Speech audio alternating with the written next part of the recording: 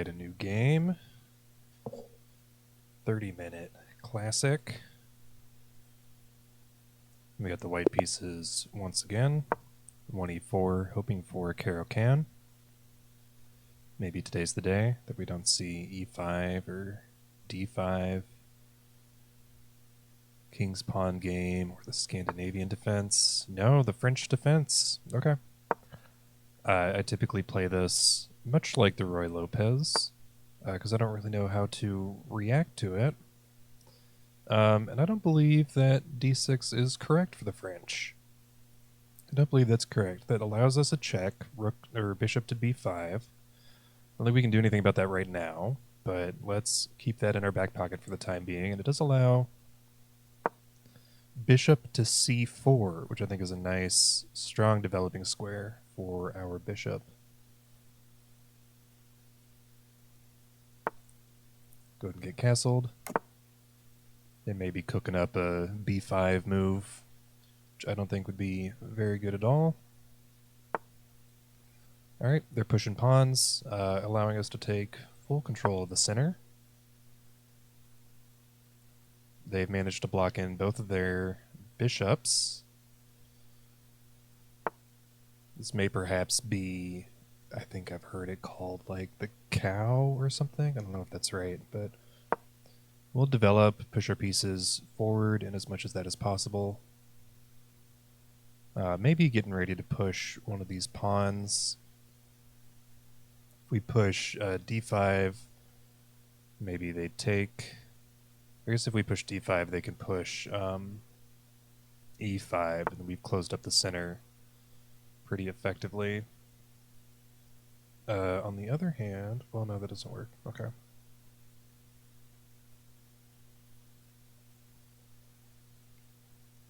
Would we want... Maybe we can fianchetto this bishop, and then... Yeah, I like fianchettoing the bishop, pushing d5, and then maybe preparing a sacrifice to win this rook back here. Because if they're just going to push pawns, I'm happy to develop our pieces naturally. If they fianchetto, we can fianchetto right back.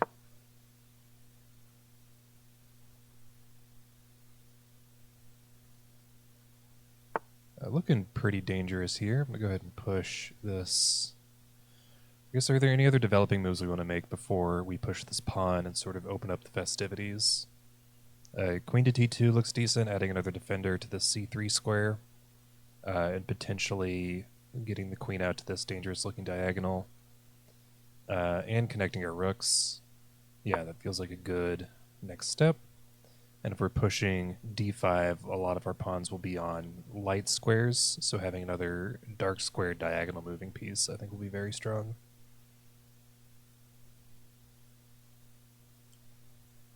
And their development looks pretty cramped to me. They move a knight back to b8. That doesn't seem very good. Go ahead and push. They close up the center. So tempting here is knight takes, sacrificing the knight. Want to do that? I don't know, maybe not.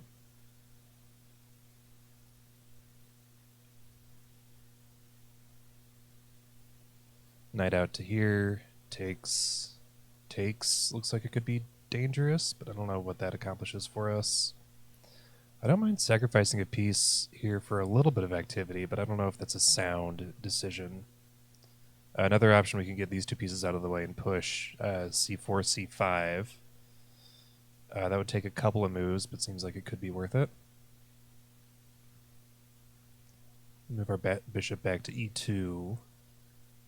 But then where would our knight go? I think maybe knight back to e2 first.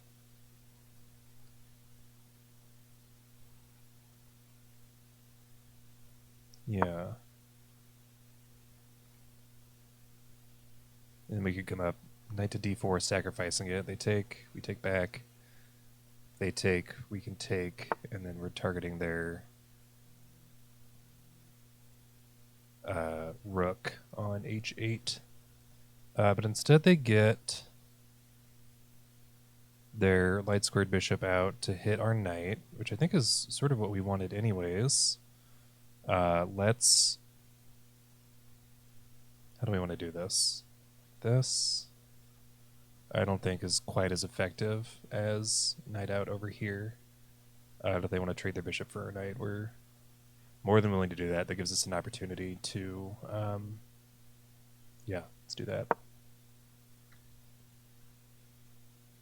Sacrifice a piece to get a little bit of activity.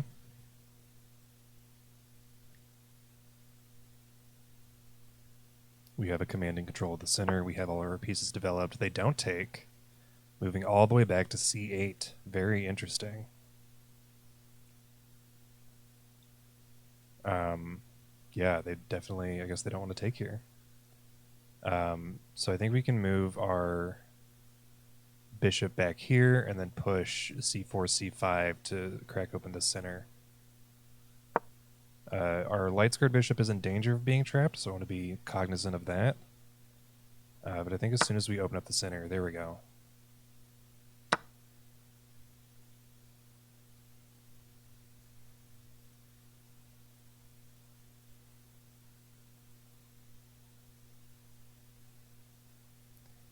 And then we can threaten their queen with one of these, allowing this trade. And then things start to look bad for our opponent. They won't be able to castle kingside after a moment.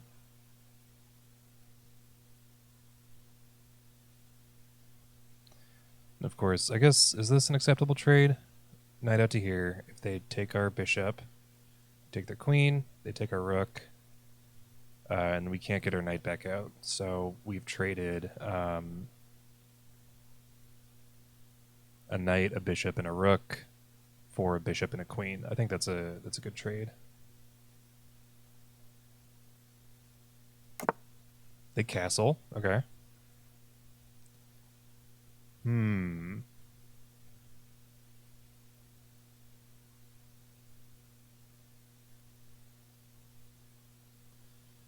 we have any neat attacking options here? Could run c4, c5 up the board.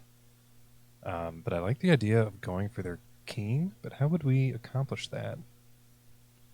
Could push. I think they just take.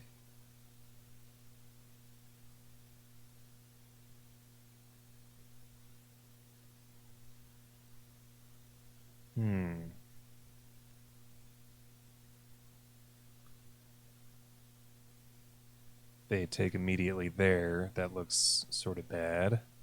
So we've opened up the F file for them for attacking, which I don't want to do. We have 25 minutes. I can slow down a little bit and figure this out. We have a crushing lead in development.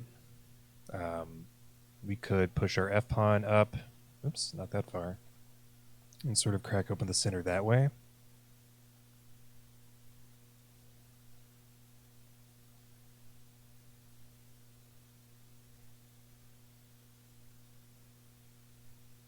Maybe rook out to e1, push, push, and then if they want to trade, this pawn is supported by the e1 rook. Yeah, let's do that. I'm going to push f4 first. I don't think we're in danger of getting checked down this diagonal anytime soon. But something to keep an eye out on.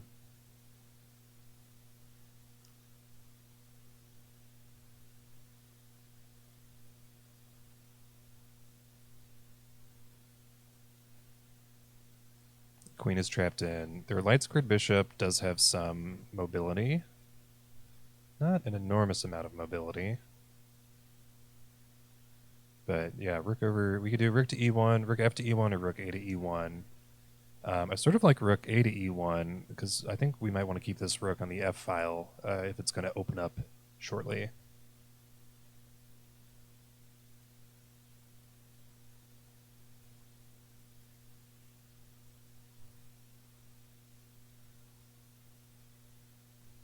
What other options? Yeah, rook a to e1, push e5. We get takes, takes, and the f file is open up for us. If they don't want to take, I think we can... Maybe we just push farther into their position. Rook a to e1, push here. Or we could push f4 to f5, potentially forking their knight and their bishop here. That looks kind of appealing. Looks kind of appealing to me.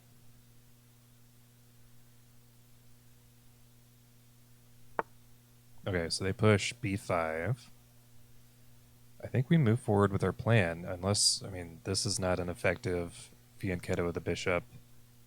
Their knight is trapped effectively.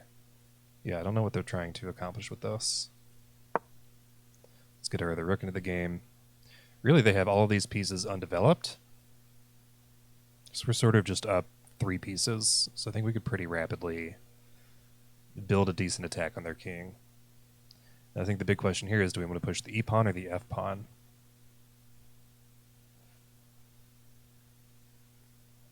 F-pawn starts to threaten a fork. If they take, we can take back, and we open up e-file. Bishop comes out to d7. Yeah, don't know really what the plan is there. So back to our plans. Do we want to push? Which pawn do we want to push? Pushing the f pawn does keep our light squared bishop hemmed in for a little bit longer.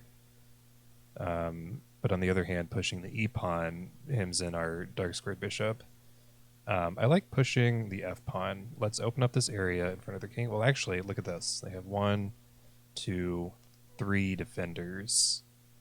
So we push, they can take, we can take back, they can take back, we can take back, they can take back. Oh, and then I think this works out for us because we have 1, 2, 3, 4 attackers, yeah. So even though this f5 square is very well defended, we have it even more well attacked.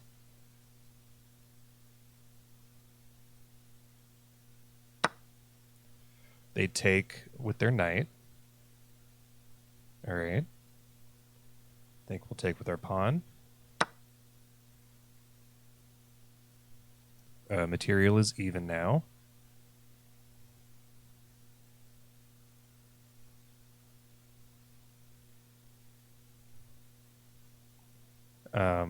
One option that I'm looking at is if we do the remainder of the trades. So let's say pawn takes, knight takes. Oh, they push. Okay.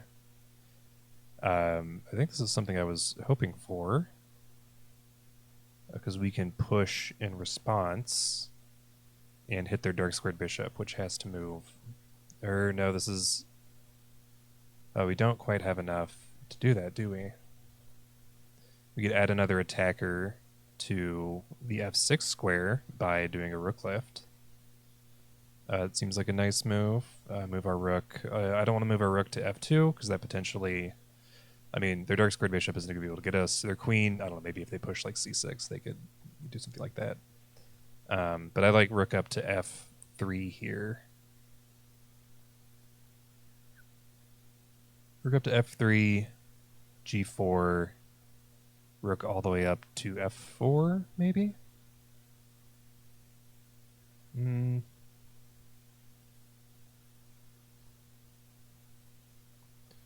Rook to f3, g4, rook to g3, and then they can push to reinforce here.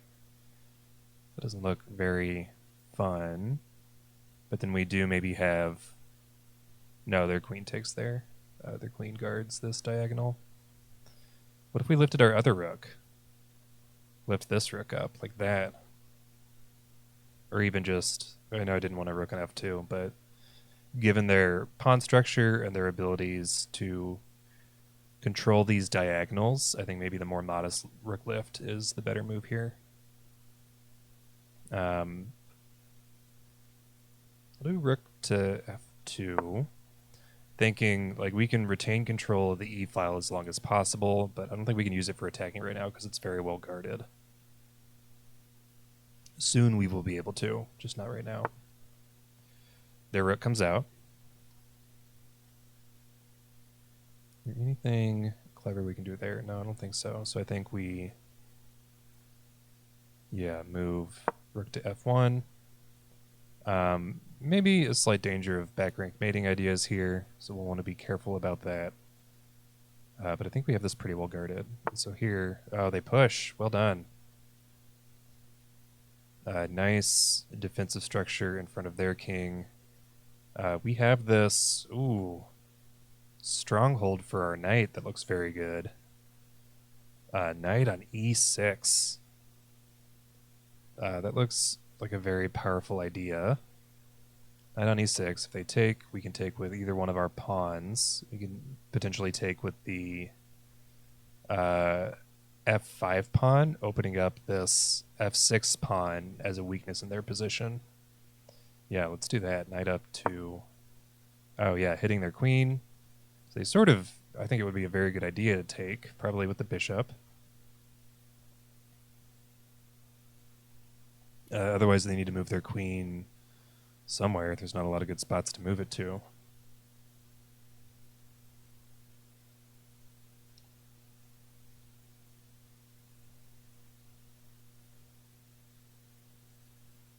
They take, we take. Yep.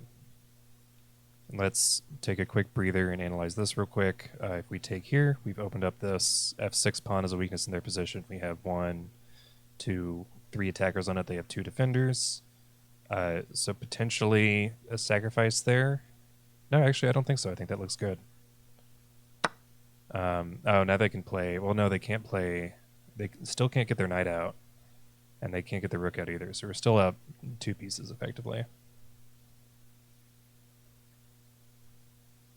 Getting our queen into the mix somehow. Oh. There's a fork. That looks really good. So if we can get our queen into the mix, I think perhaps with queen to e3, that's a very dangerous looking fork. Very dangerous looking fork. I like the look of that. Either way, we don't want to approach that. So they've added another defender. So they have 1, 2, 3 defenders now. So this is a bad trade for us. 1, 2, 3 attackers. So that's not going to work. We could get this bishop up into here. That looks really nasty. I don't want to do that quite yet. I like... Actually, what if we do queen to e2? So both of these reinforce this pawn, potentially forking their queen and their rook with a pawn, which would be very dangerous. But queen to e2 gets our queen onto a light square, so we could potentially infiltrate in like this. And this looks very bad for our opponent. Queen to e2. This fork is open to us now. If they do something against that, we've got queen up, sort of zigzagging in with checkmate there. This is looking very good for us. Our king is very well protected. They're 2 pieces out of the game. Their queen is still very locked in. It's like what we got going on here.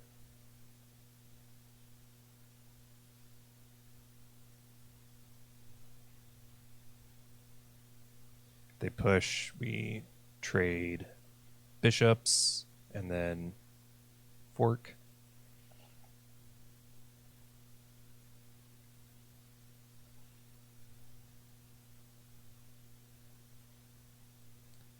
What else can they do? Their position is just so cramped because they just made a bunch of pawn moves. They didn't take the time to develop their pieces. They didn't take the time to develop their minor pieces, and now they're paying the price. They're locked away. We've got our pawns very well advanced. Their knight truly can't do anything, and because that can't do anything, their rook is... You can't even zigzag out. Look at that. Bad day for our opponent. Okay. Queen to e7, stopping our advance. I think that's a good move. I think we can still play... Yeah, this maneuver is checkmate. Checkmate in 1, 2, 3 moves. And I don't see how they can stop it. I think they would need to place a piece here on f7, and that's guarded by our pawn. So let's zigzag our way to checkmate. They could maybe like rook out and then Try to escape their king that way. That looks very uncomfortable. Sort of a desperado c5. I think that's going to do it.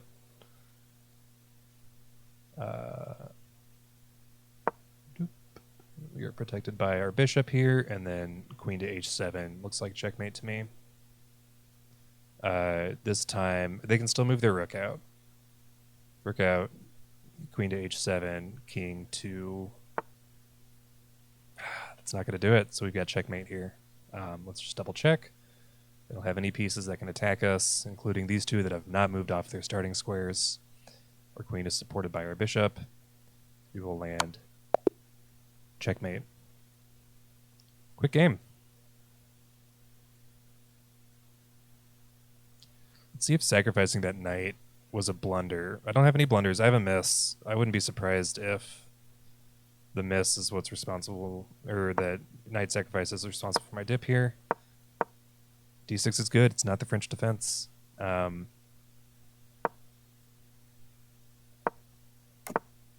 Get castled. Let me switch to the analysis board real quick so we can see the bar.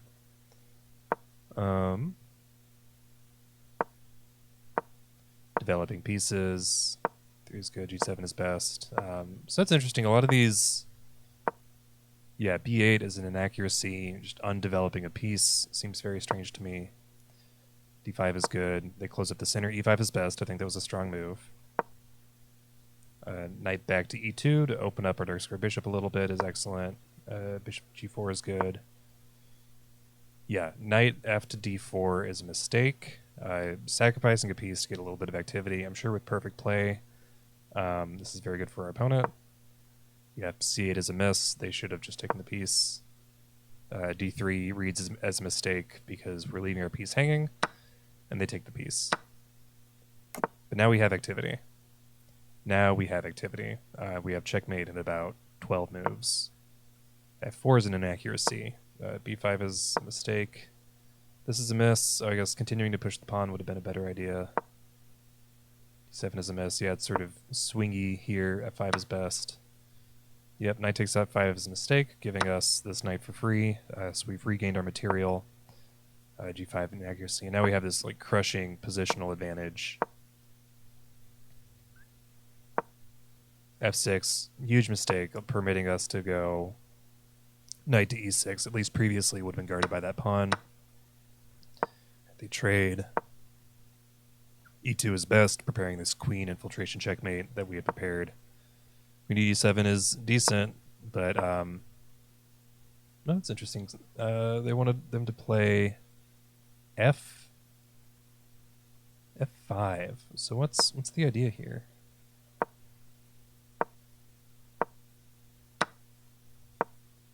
Oh, I see. Preparing an escape square for the king. Still a massacre for our opponent.